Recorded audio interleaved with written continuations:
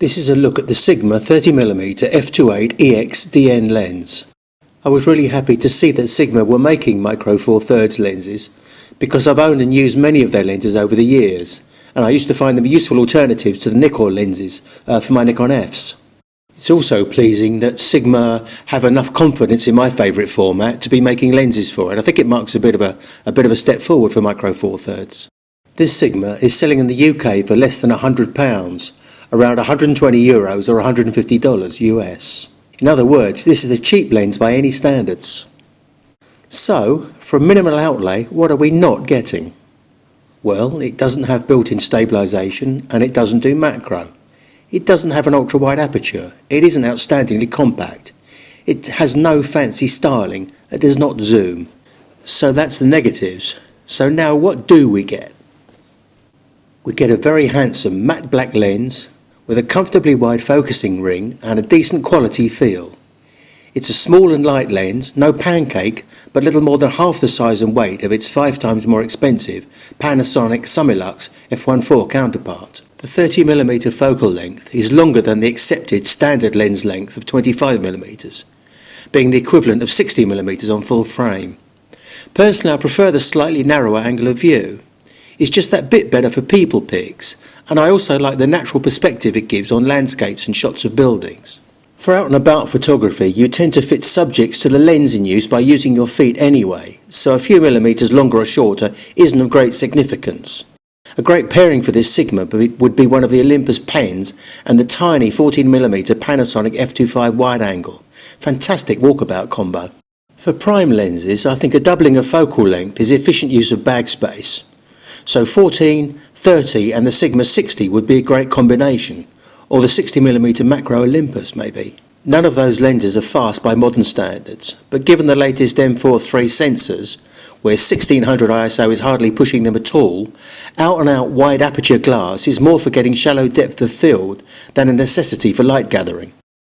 With this 30mm at f2.8, depth of field is pleasantly narrow, as you can see here. Unfortunately, there wasn't anyone around to model for me when I did this, so I had to sit in myself. Oh, you noticed it's an old picture, did you? Anyway, if you're after extremes, this isn't your lens. But if you are after extreme shallow depth of field, you should probably be using something like the Olympus 45mm anyway. A factor to keep in mind is that this lens has quite outstanding sharpness in the centre, even wide open. So you can happily use it wide open at f2.8 and limit your depth of field without any qualms at all, which is not always true of wider aperture lenses.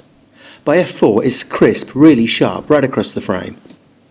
The sharpness of this lens would be outstanding at any price.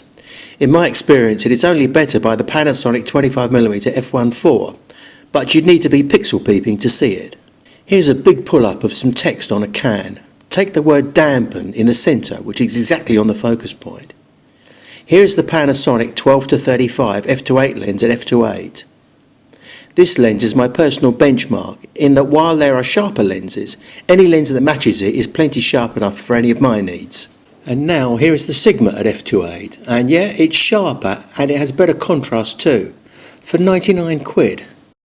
If you put this lens on an Olympus EPL5 body and stop down to f4, for less than £500 you have a combo with image quality that could not be significantly bettered in micro four thirds, no matter how much you spend. Focus speed is as fast as any modern micro four thirds lens, as you can see here.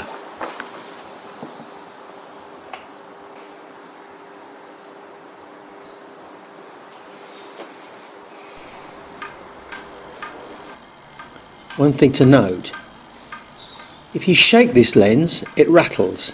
It's not a fault, it's normal. Put it on the camera and switch on and it won't rattle anymore. It's due to the way the autofocus works, so don't take it back.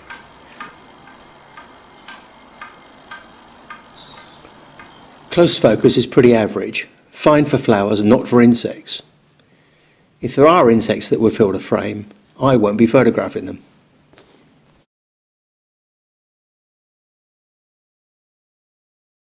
It doesn't have noticeable distortion, and purple fringing, while there, isn't a problem, and neither is flare. To sum up, the first thing I should note is that Sigma have a new 30mm f2.8 lens out with a smooth metal focusing ring and a higher price. I take bets that optically it is identical and that the changes are cosmetic. Personally, I prefer this version. It's kind of minimalist. It's a lens. It does what it's supposed to do. It does what a lens is supposed to do. That's what it is. That's it. I really respect that when a maker does that. They just produce what it is that you know, the fundamental bones of what it is you need, and they leave it at that and keep the price down.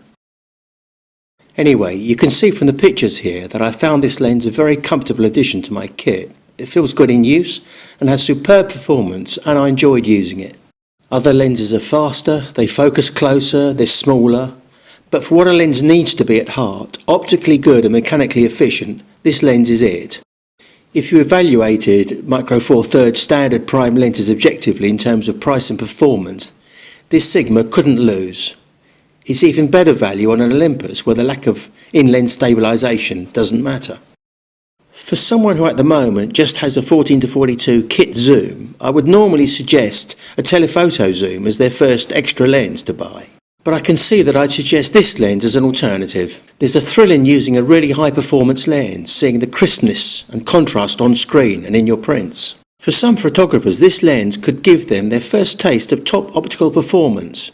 And at this price, they could hopefully afford these telezoom lenses as well. In fact, I'd go as far to say, at this price, you don't even have to need this lens. It's worth buying, just because it's so cheap, I think. My thanks to Chris Harland and my friends at SRS Microsystems at Watford for the loan of this lens. And thanks for watching.